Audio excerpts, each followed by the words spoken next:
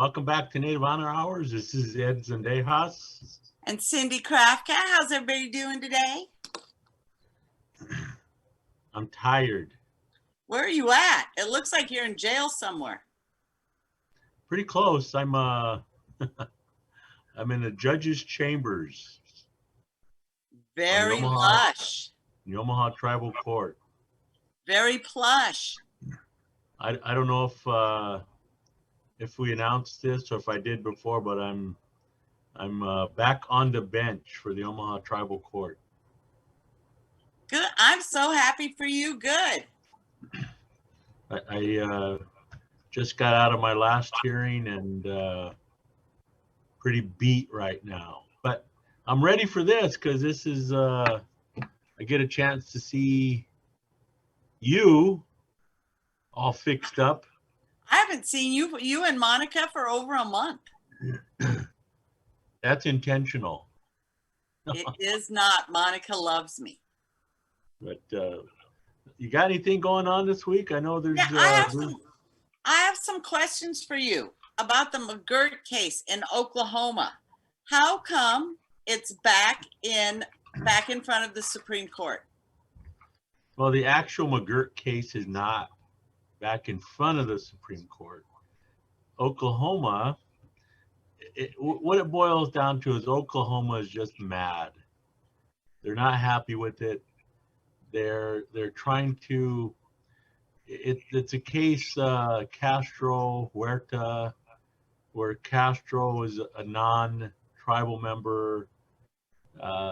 Essentially, Oklahoma is trying to reassert jurisdiction over non-Indians where the Supreme Court said that the tribes have jurisdiction.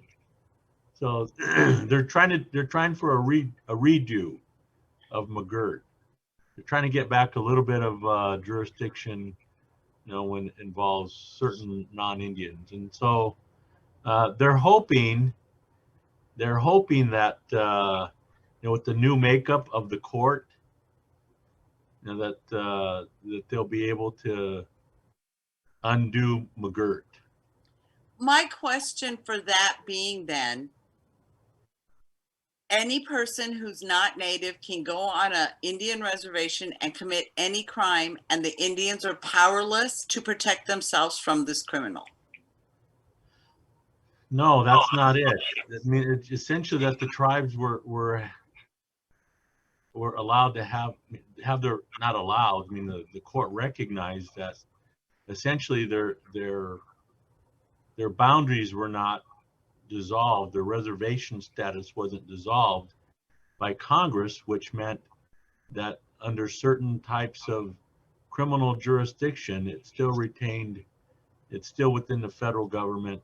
I mean, none of the cases that talked about jurisdiction over non-Indians were overturned. It just essentially said that actually the McGirt case was a pretty narrow case that said for major crimes that under the Major Crimes Act, that the feds, since it's a reservation, the Major Crimes Act applied and not state court jurisdiction. So now Oklahoma's trying to get back. They're trying to challenge, various types of, non-Indian jurisdiction to see that they still have it within, the boundaries of their state. So this is essentially, like I said, Oklahoma trying to get McGirt back in front of the Supreme Court, hoping that new members will, change their minds and undo McGirt and give everything back to Oklahoma. If I remember correctly, doesn't the Supreme Court accept what cases they want? Yeah, they do. They have to agree to take certain cases. So you could read that as, the Supreme Court, now that they have certain new members, they could relitigate it essentially. So where does that leave the Indians then? Once it's been heard by the Supreme Court, is there a right to appeal? No, the Supreme Court is the Supreme Court. I mean, they're the final say on things. So once again, the natives will just lose. You know, I don't know. I mean, Judge Gorsuch was said some pretty good statements, but you just don't know in support, because he was the one that drafted the McGirt decision, and I think there's some motivation on his part to validate what he wrote, and he was making some pretty strong statements in support of McGirt and tribes jurisdiction. So we'll see what happens. I mean, at this point, I'm kind of done speculating about what the Supreme Court's going to do, because they're going to do what they're going to do. I don't know. I don't know anymore. How would that affect natives in the rest of the United States if that decision was changed? Would it affect all reservations or what? Well, it would only affect those that have questions about whether Congress actually did diminish their reservations, and that's only going to be a handful, if any. So it's not the reason why it's so significant is because Oklahoma, the swath of land that it involved it entailed what 2/3 of Oklahoma, or the state of Oklahoma. So it has a pretty big impact. Even if it's just on one state, it has a huge impact on the state of Oklahoma. Where does treaty rights enter into this discussion, or does it?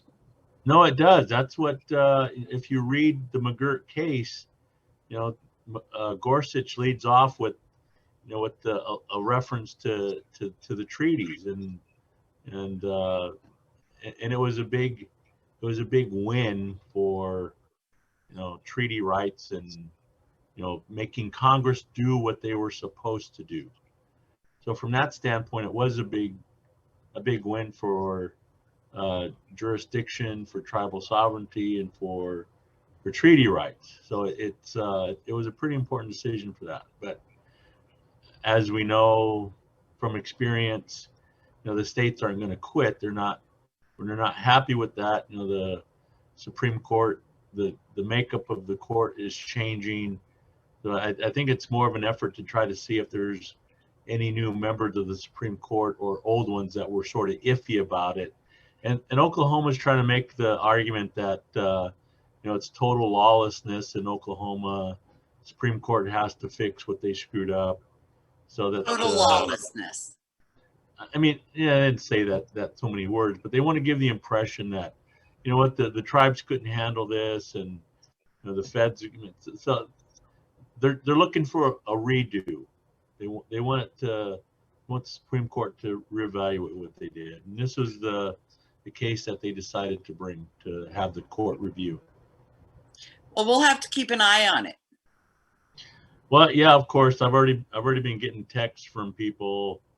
What does this mean? What does this mean? Like, I don't know. Watch the show. Does it bug you that we all do that to you? What's that? Does it bug you that we all do that to you? No, that's kind of what I'm here for. That's why I'm on the show, I guess. But what's frustrating is that it's difficult to read the Supreme Court anymore. So for the longest time, the court was sort of balanced. You sort of could expect how certain justices would rule because of just the sheer numbers, but I think there's for example, I don't want to get into the Roe versus Wade thing, other than to say that 5 years ago there wouldn't be any thought of the court trying to completely overturn it, and you're getting those types of cases that the Supreme Court is hearing because of the different makeup of the court, and some of the laws that states have been passing, and they passed them specifically so that the Supreme Court would have to essentially address Roe versus Wade head on. And that was the intent of some of these states when they passed those types of laws. Doesn't Oklahoma have the most restrictive? What's that? Doesn't Oklahoma have the most restrictive? Oh, there's several states that are vying for that right now. Everybody's trying to outdo each other. But You know, the you thing know, is, this is political season, so you're gonna, and you, if you haven't been listening to any of the political ads, you know, candidates are trying to, outdo each other for, who's gonna protect this or who's going to, so it's kind of a crazy season, all under and the banner we'll of see what happens. Christianity. And I wish they would actually sit down and read a Bible and find out that Jesus loved everybody, no matter what color they were. And he was brown. Just saying. Well, I don't Conservative want to get into Christianity seems to me to be more a political party than an I don't want to get actual. into the religion arguments either, Cindy. But Ed, I feel I have to. Okay, you and I will discuss it at a later time in great depth and length. Right now, how about we talk a little bit about our favorite governor? Really, our favorite, Our favorite. or our favorite one to talk about? Our absolutely favorite one to talk about, and who we're going to have to change it to the Dan Snyder Christy Nome Joint Award for Knuckle of the Week Hall of Fame. Christie's calling South Dakota the new banner for freedom. Now they've attacked the college level. You can still teach about Wounded Knee, but you have to show both sides, and you can't make the dominant culture feel bad about themselves. It's history. It's not there to make anybody feel bad or good about themselves. It is what it is, which is what I tell my grandchildren 50 times a day. It is what it is. What is wrong with her besides she thinks she's not even as popular as Sarah Palin, and she thinks she's going to be running for president or Donald Trump's VP. At least to get her out of South Dakota, and maybe the Indians would stand a possibility. The one Indian in the legislature said, how can this even be happening? And that's my question. How can this even be happening? Tell me, how can this be happening in America? All I know is that, like I said, it's political season, and if you listen to any of the ads, almost all of the candidates for one particular party are pledging near the top of their list to get rid of critical race theory. And if that happens, that's going to impact me and you as we. But here's the thing, why should it? Because basically what I'm teaching these kids, and what I'm teaching them, especially in emergency management, I'm teaching them what they need to know to work on a Native American reservation, and that includes the history. In Intro to Native Studies, for most of these kids, I'm introducing them to natives for the first time. They knew nothing about it. Never in the history of my life have I taught so that someone else would feel bad about what they did. I teach so that we can look at the history and make sure we don't repeat it.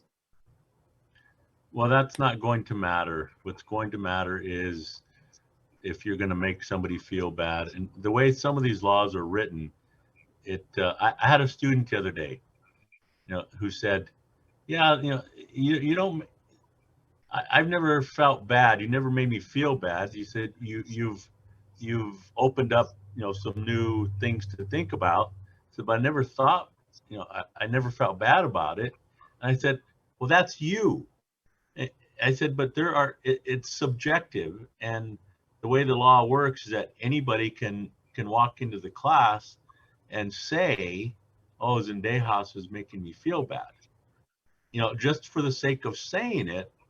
And then that puts the burden on me and what I teach and to defend what I do. And so and how can you change the facts? We are teaching the facts. How can you change that? It blows my mind to think how you can change that.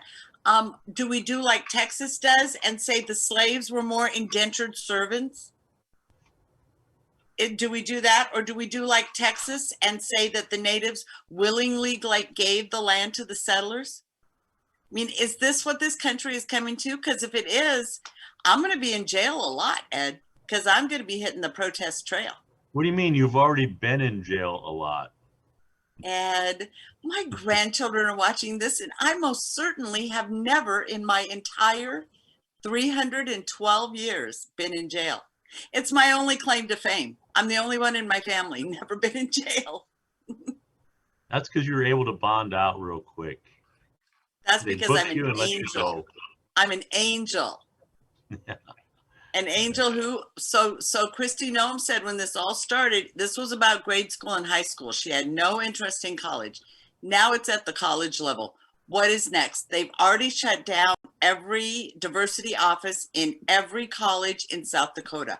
What is next? I mean, seriously, what could possibly be next? And where is the native, who voted her in, is what I'd like to know. With some of these candidates, you have to think just nobody voted. It's your people from South Dakota. Well, you know, while we're talking about that, I want to give some, credit to I have two daughters. I have actually 5 daughters, but 2 of them wrote articles. It's a magazine. It's a children's magazine called Honest History, and they do issues about various Kenny, topics. will you post that? Go ahead. And one of them was on Native history, and my daughters wrote an article, and then they also interviewed my daughter. It was called The Interview with the Chief Judge. So they asked my daughter Brookton some questions, and then both of them collaborated on an article about boarding schools, but specifically one of our relatives that was at the boarding school. And they told the story about one of our relatives that was there, who ran track, and was at Genoa, and his team participated in the state track meet, and they won. It was a relay race, and they won, and they actually set a record. And rather than wait for the medal ceremony, because they give the medals out, the school was concerned that they would run away, and because they were away from the boarding school, and they thought there's some time that lapsed between the end of the race and the medal ceremony, and they thought that they would run away. So they hurried up and got all the guys together and took them back to the boarding school before they handed out the medals. So as a result, they didn't get their medal. And so essentially the state held on to it, and after a while they gave it to the State Historical Society, the Nebraska Historical Society, and they kept them. And the Genoa Indian Boarding School has they used to have a reunion for all of the surviving members that are people that students that went to the boarding school. Reunion, because they all want to go back so bad. Well, some of them did, and including this relative, they would have activities, they'd luncheon, that kind of thing. And at one of these functions, these reunions, they were able to track down his medal, and he's in his 80s by now, so he's an old guy. And you go back, and they surprise him, and they say, "Here's the State Historical Society brought the medal," and they presented it to him and said, "Here's your medal." And he was so emotional. And this is coming from the people from Genoa. You've met them. Yeah. They were telling me this, and I relayed this story to my daughters, and they wrote it in this article. And he started crying. But here's the horrible thing about this. After they presented it to him, the State Historical Society took the medal back so that they can put it back in and when did any of your attorney's family jump on this and take the Historical Society? Isn't this ICWA? This was years ago. I mean, not ICWA, but NAGPRA. But this was years ago, and it wasn't until I didn't know about this and I didn't even know this was a relative of mine until my wife, did some research and checked out. He's a really close relative of ours, and But anyway, they took the medal back. And when they told me this story, I I said to the lady at Genoa, they didn't let him keep it, and she seemed stunned, like, oh yeah. And I said, it was his medal. Let him keep it. They should have. And the guy's emotional, sees his medal, and oh, here you go. We have to take that back now. I'd have So, burnt that place to the ground right then and there. so my daughters wrote a story about that, and I guess with all the attorneys in our family, we can probably try to go after that medal. I But think you should, just so other people don't go through this. and I wouldn't keep it. I would probably want to have the story displayed somewhere. Maybe at the Genoa Indian boarding school. Or They have maybe a little bury it museum. with him so he can finally have it. But they wrote a story about that, and it was in the so it told a little bit about Indian boarding schools, but it also related a personal story about an ancestor. So that got published in, I think it's called Honest History, and it's dealing with natives. I'm going to So look it up and try and get it. The weird thing is, have you ever heard that? Did you ever hear that story growing up? no, and I And, would. and for all of us, I didn't know until probably 8 years ago that my great grandma, who I lived, I saw, I knew, I remember my great grandma was at Carlisle. It wasn't until the last 3 to 5 years that I know her sister died there. I mean, we don't know this part of our history because no one talks about the boarding school or their Well, experiences, or if they do, they cry. Oh my God. Do you remember when we took that boarding school film to the high school and that guy started to cry and every single high schooler went, oh my God. No crying on the res, man. Rule number 1. No crying on the res. I would love to teach that class again. That was Oh, one of yeah. my favorite classes to teach. You know what? It's one of my all-time favorite classes too. I got so much out of that class. You caused me to open doors that had remained shut. If my mom would have been alive when I took that class from you, we could have had a whole different understanding of each other. After that class, I understood why my mom kind of was the way she was. I understood a lot more because no one in my family talked about the boarding schools. No one. Did they in yours? Just, oh, I knew Grandma Lulu was at a boarding school. I don't even know if my grandpa was. I knew my mom was, but I didn't know anything about it. Deb Holland said it was supposed to come out April 1st. I've kind of been watching for it. I haven't seen it, but a report on the boarding schools in the United States is coming out from the Department of the Interior. That'll be interesting to see. You know what I'm into now? What? Drones. Isn't it amazing? I hear you're working with some kids on the Macy Reservation. Right on, Ed. Well, with some of the Omaha public school students, my students, and it's really fun to watch. I mean, I'm not. I'm probably not going to get into actually flying drones, but to You liar! You probably already have one in your backyard. No, I don't. No, but to see some of these kids that that are being exposed to this technology for the first time, it's kind of fun to watch. I have to say,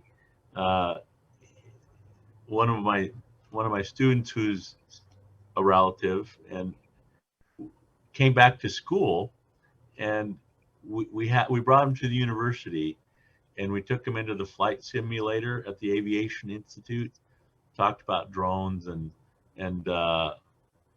now he said he wants to change his major from emergency management to aviation. He said he wants to fly now. Well, there's a lot of NASA grant money over there for Native Americans, tell him. But I was thinking, I hope you don't get mad because I'm changing my major. I said, no, that's cool. If you want to be a pilot and fly, do what you want to do. See, for the longest time, our kids, our native students haven't been exposed to this. and now that he was exposed to this, I think some of the other high school students that were there, I think it was kind of cool. So I'm pretty happy about Let's have him on the exposing them to show. different things. Let's have him on the show and let him talk about it. Yeah, maybe. We'll see. Well, we've burned our time. Well, we're pretty close. You got any knuckleheads, or is it usual Christy Nome? Yeah, the whole college thing now. Christy, no, pretty much everybody in the Republican Party seems to hate natives, so we can just go with the half of United States. You know, I don't think all the Republicans hate natives. No, you are 100%. The Republicans that are quiet may or may not hear natives, but we wouldn't know because we don't know what they're thinking. Well, to me, the issue is the critical race theory, because that has a huge impact on me and what I teach and how I teach, and trying to do things that I've done in the past, and I'm sure it's going to have an impact on what happens to me in a classroom. So that's my biggest concern right now. Fighting, little brother. I got your back. Well, I'm willing to take it on. Whatever law they pass, I'm really willing to take on. And I'm willing to be right beside you while you take it on.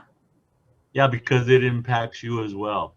Just because it's the right thing to do. It's what my grandmother would have expected me to do, is the way I look at it. We'll be talking about that in future episodes, I'm sure, but it looks like our time is gone, and we have successfully killed about 30 minutes of airtime. So, and we taught people stuff. Today was Kenny's waving that one finger at us again. I know. Hey, everybody, thanks a lot. It must be time to go. We'll see you again soon.